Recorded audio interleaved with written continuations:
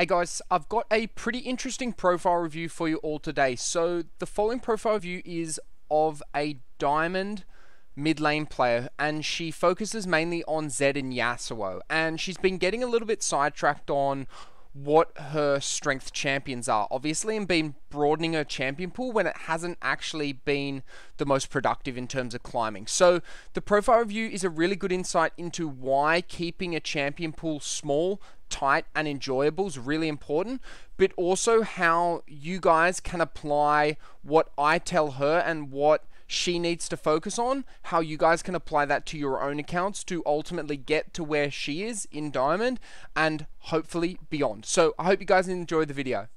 Hi Tori, my name is Dylan from lolcoach.academy, and I'll be conducting the profile review of your account today. So thank you for signing up, and really cool to see that you're in Diamond and your goal is to get to High Diamond and Grandmasters. Now, it's going to be a pretty tough road, and to be honest, Tori, you're probably not going to get to it this season, just with a couple of months left in the ranked season before obviously we go to preseason and then we get the overall MMR reset. But I do think you've got some really good fundamental base here and a lot of raw talent on particular champions that if you actually get serious, get specific, and really hone in on the champions you perform really well on, I think you are going to actually be able to naturally climb without actually having to alter too much of your gameplay just yet. And so I guess I start off the profile review by saying that because it's probably the quickest win that you can get in terms of playing better, enjoying the game more, having fun on the champions you're playing, but also climbing a little bit quicker. Particularly when you're on 0 LP Diamond 4, it's a bit scary now because you're almost at that stage of demoting. So it is a bit of a worrying time, Tori. So I do want to try and help make sure you don't drop into plat, because I can see your tier averages, you are decaying and your MMR is kind of suffering. So right now you're at a kind of plat 2, plat 1 MMR, even though your rank is Diamond 4. So my goal for this profile view is to point you in the right direction, give you some short-term, some long-term, some medium-term, but also just to firstly make sure you don't fall out of Diamond, or at least if you do, you have a plan to get back there. So the first one is champion pool. I can see that two of your most successful champions are on separate roles. Now, generally, I'd say that is a bad thing, but because you've played 1, 2, 3, 4, 5 seasons already, Tori, and these have really good win rates over a really high volume of games played, I would say that right now Set and Varus are looking like your two strongest champions. They're not really in the meta at the moment. That's the problem. So I feel like you may have abused Varus when he was OP, which I think is a really smart strategy. But now, because Varus isn't as strong, you might not be able to replicate this kind of 60% win ratio. So I would really take a hard look at your champion pool, and I can help you do that briefly in this profile view. But I think in order for you to truly understand your champion pool, you need to understand and ask yourself, what champions do you want to play? And find a perfect balance between champions you enjoy playing and champions you're good at playing. Because if you get those two right, if you find the perfect mix of champions you enjoy playing and champions you're good at playing, it means that 1, you're going to learn quicker, 2, you're going to perform better, and 3, you're just going to enjoy the game more, which, you know, there's a lot more reasons, but they're kind of the big 3 that I really like to focus on. So I don't know if you've had coaching in the past and it's like, you know, you got to follow the meta, or some people are just really strict on what you should do and how you should do it, whereas I kind of go more on personal, you know, individual by individual. What do you want? What are your goals? How do you want to get there? Do you just want to grind one champion? Do you want to play, you know, you've played, for example, 54 champions. I wouldn't recommend trying to play 54 champions to climb. And for example, all these games, so, you know, over 10 or just under 10 games this season, all wasted. Here's some more wasted games. All these champions where you're only even playing, you know, even if you get a win, these are pretty much wasted games. Not in the sense of wasted games of like potential LP gains or potential climbing. More in the sense of, if you want to create a solid strategy to climbing and consistently climb, and not be taking 2 steps forward, 2 steps back, 2 steps forward, 3 steps back, etc., and slowly like regressing almost. You need to have a really small champion pool, and you really need to focus on mastering those champions rather than playing 54 champions in a season, even if there's only 1 or 2 games on the majority of them. All these champions with 20 games on them.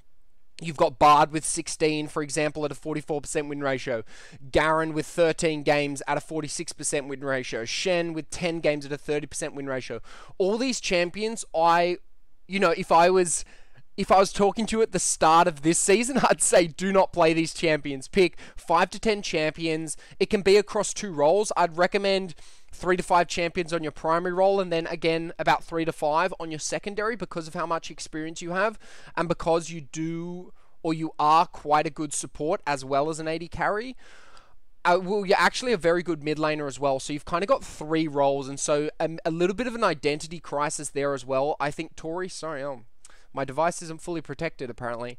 So you've got kind of 3 roles there, and so my first recommendation to you would be 1, choose which role you want a primary and just stick to it. Even if it's only for a month, even if it's for a couple of months, even if it's just till the end of this season, and then you decide, or you see the next season patch notes, how they're completely revamping Summoner's Rift, rank system, all that, and you go, okay, I tried mid for a couple of months, but I'm a bit bored of it now. I'm just going to stick to AD carry. I'd highly recommend just focusing on one role. Have your secondary as your second favorite role, but try and make the role that you're primary, so the role that you're always queuing up for, as the role you have the most fun in. Because at the end of the day, League of Legends is a game. It's there to have fun. While you can climb and have fun, that's kind of my overall goal for someone like you. You want to be climbing and you want to be having fun. And Diamond is a very stressful time, particularly when you're in Diamond 4, 0 LP. It's very stressful, so you need to be smart, you need to help yourself and not shoot yourself in the foot, basically. And that comes through just picking one role, sticking to it, picking a small champion pool. So 3 to 5 champions max on your primary, 3 to 5 again on your secondary and autofill. You do have a good champion depth, so I'm sure you're able to pocket pick 1 to 2 champions on any other autofill role. But yeah, build that out. I mean, I could give you some recommendations, but you can kind of tell on your own with your op.gg. You've got a lot of standout champions here, like your Set, for example. You've got your Yasuo on a 49% win ratio, but when you play him in the mid lane, I think he's at about a 60% win ratio. So data like that is, okay, I don't play Yasuo very well in a duo lane, but I play Yasuo very well in a solo lane. So it's going, okay, don't stop playing Yasuo altogether, but let's stop playing him in the bot lane. Let's start playing him in the mid lane if I am going to choose mid lane as one of my primary roles that you're going to play.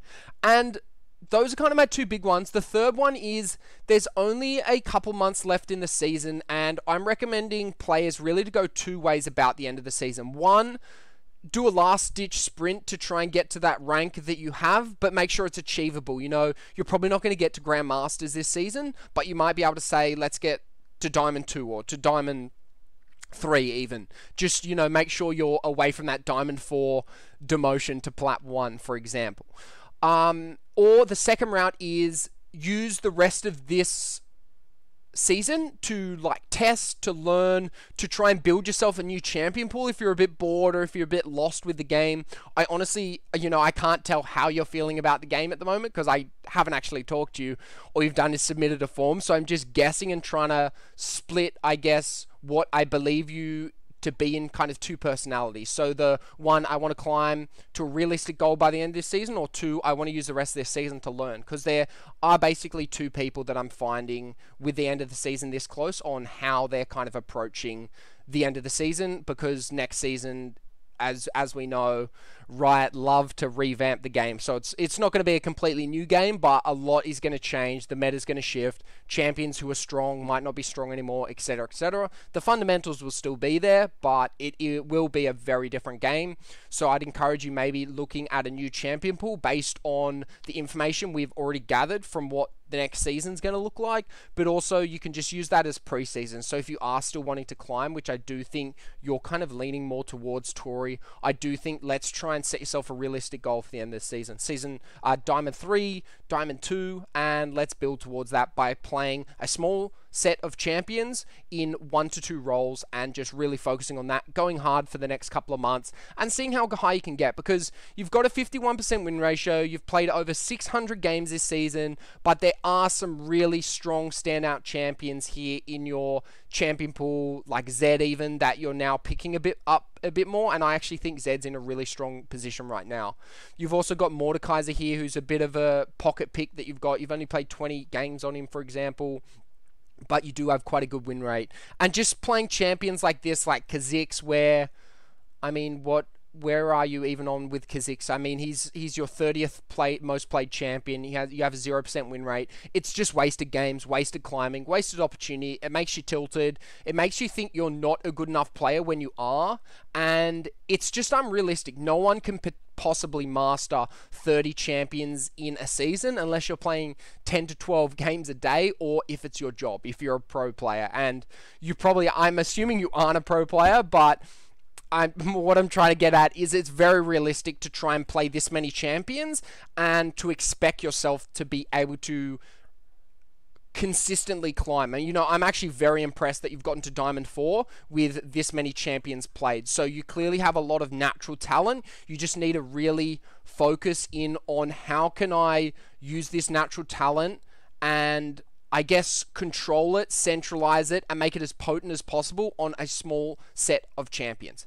Now, going to your mobalytics, we can get a little bit of a better picture because AD carry is your main role. I'll just look at your AD carry stats for mobalytics. We can see the goal difference at 15 is plus 157, which is really good. Shows you have a really strong early game, but you might not be able to translate that as well into, let's say, the mid-late game, because you do have an overall 49% win rate. So you are winning the early game, for example, but you're not able to translate that into a victory. 21.1% gold share, that's pretty good. 23.5% damage share, so you do have quite a high damage output, which is good to see, and that represents itself in you're doing on average 47.5 more damage per minute than your enemy AD carry. So you're outputting more damage, you are gaining more gold, so per unit of gold, you are still dealing more damage than your enemy, but you're also getting more access to gold, which means your damage output becomes stronger as well, which is a really good sign, basically. You're doing more with the gold you have, but you're also getting more gold than your opponent, basically. So, really good signs there. 49.4% kill participation, a little bit low. For an AD carry, I generally recommend that about 50 to 52 to 53, 54, 55% even, but that's not too big of a deal. Your CS per minute is a little bit low. 6.4 CS per minute as a diamond player is, I would say unacceptable, to be honest. Not to sound too harsh, but if you're in Diamond and you've got an average 6.4 CS per minute over 255 games, you're doing something wrong, whether it's in the early game, which I don't think it is, so maybe you have a problem accessing CS in the mid to late game, maybe you have a problem of understanding when to group, when to split push, when to selfishly farm, but then you get caught out by the jungler, which is something you can look at. And also, finally, your KDA. You're getting 5.7 kills a game, but you're also dying 5.1 times a game, which I would say, for a diamond player, again, is unacceptable. It shows that you're either reckless, you don't have an understanding of your power spikes, or you go on autopilot. They're probably the three main ones. Basically, it's a bit of ignorance, and it's also a bit of not understanding the current state of the game, and therefore not playing appropriately and getting punished for it. Because in Diamond, when you don't play the game at the tempo or at the level or at the standard of your opponents and your allies, you are going to get caught out, you are going to get punished, and you will have less chances of coming back into the game. So I think you really need to get those deaths down. You really need to start understanding why you're dying. So something I like to recommend to players with high deaths is reviewing your own gameplay. So you play 600 games, over 600 ranked games this season. You definitely have the time to review your own gameplay. I don't know if you do currently, but looking at your profile, I can kind of tell you don't review your own games. So I'd recommend once or twice a week, do it on the weekend, do it as you're eating your breakfast, do it as you're having your coffee, I don't know, just do it at the start of a day before you start climbing. Pick 1 or 2 games and just look at the 30 seconds before every death in a game. So go to your league client, download a replay, download a game that you were a bit frustrated that you lost, or you're not sure why you lost, or you felt like you could have carried but you didn't. Download that replay, go to every little timestamp. There's a history bar at the bottom, and you can just flick to every time you die. Go to the 30 seconds before you die and look and understand why you died. Was it because you had no vision? Was it because your mid laner pinged that the mid laner is roaming and you didn't respond? Was it because they didn't ping and you didn't respond? Was it because the jungler was waiting in the bush? Understand how you keep dying, and I guarantee you after 3-4 weeks, or after 5 to 10 games, you're going to start identifying patterns of you're always dying at this certain time or around this certain time due to this certain event or this certain action, and you probably couldn't list it off the top of your head right now. You probably couldn't list the top 3 main ways you die, but if you start reviewing your games, you're going to understand the top 3 ways you can die. Deaths are a very preventable thing in League of Legends. It's very easy to prevent yourself dying more. It's a key fundamental that allows you not only to be on the Rift longer, which allows you better access to gold, better access to XP, more influence on the map. It's also really good for your mental. The less you die, the more you're able to get involved in the game, make sure you're having an impact, but also mentally feel like, okay, I'm in this game, I can help, I can win this game, instead of, I'm coin flipping, I'm getting carried, I'm kind of dying a lot, but my team might carry me this game, so that's great. So that's what I would recommend for you. And building upon game reviews, because you said you are interested in paid coaching, Tori, there's kind of 3 ways to do game reviews. The first one is do it on your own, which I've just kind of directed you on how to do that. It's pretty simple. You're a diamond player. You should be able to identify and be able to understand your gameplay to a competency level that you would benefit from reviewing your own game. So once or twice a week. Alternatively, get a friend. So if you have a fellow diamond player who may even play the same champions as you, or who plays the same roles, or who knows your play style, say, hey, can you review one of my games? I'll review one of your games. Let's do this once a week, once a month, whatever. And then review each other's gameplay, give each other feedback, and then build upon that. So you might start learning things that they do that's really good. You might start learning things that you're doing really badly and that they've identified and you couldn't really pick up on your own, etc., etc. But the third one is get a coach. So if you're interested in paid coaching and you do want someone who looks at a lot of gameplay and understands how, or the quickest roads to improvement, the quickest ways to improve a player in the shortest amount of time, get yourself a coach. There are a lot of coaches out there. Myself, I do game reviews, but I'm not going to sell out. If you like what I'm telling you in this profile review, if you trust me, if I've developed a rapport relationship with you, I'm more than happy to review your games, but I'm not saying you have to get games reviewed by me. There are dozens of coaches out there, so if you don't like my style, if you don't like what I'm talking about, if you think I'm just talking absolute bullshit, that's fine, but I would highly encourage that you need to start reviewing your games, whether it's on your own, with a friend, or with a coach. Please start reviewing your games.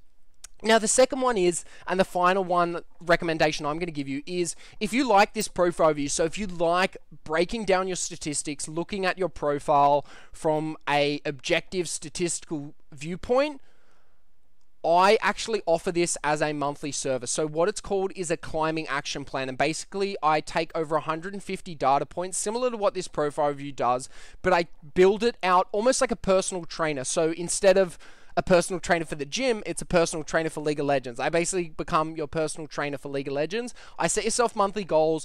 I use your data to understand what you need to work on. What are the quickest wins for you? So what can we build on right now as short-term goals? What can we build on as medium-term goals? And what can we build on as long-term goals? Not only to get you to the rank that you want to get to, so let's say High Diamond, Grand Masters, but to actually get you playing at that level first. So you develop the fundamentals, you develop the skill, you actually develop the competency to be playing like a Grandmaster player, and then it's not a matter of coin flipping your way to Grandmasters. It's only a matter of time, because the League of Legends ranked system algorithm, the way it works is, if you are playing at a Grandmaster level, no matter what happens throughout the season, you're eventually going to get to Grandmasters. As long as you're playing the volume of games that you need to get to Grandmasters, which is quite a lot, but you are playing 600 games a season, so it's very accomplishable for you.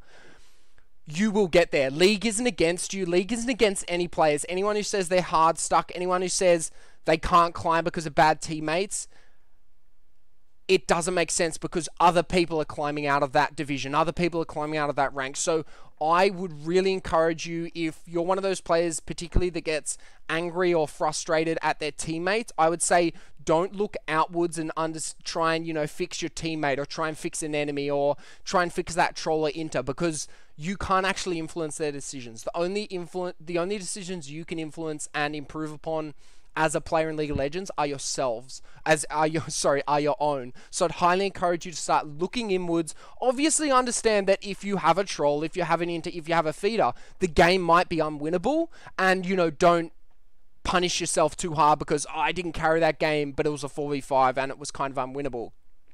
Look at it like, okay, we couldn't have won that game, but I did do this well, I did do that well, and I did do that poorly. So I could have improved in this area. Although it wouldn't have changed the outcome of this game, it might help me in future games.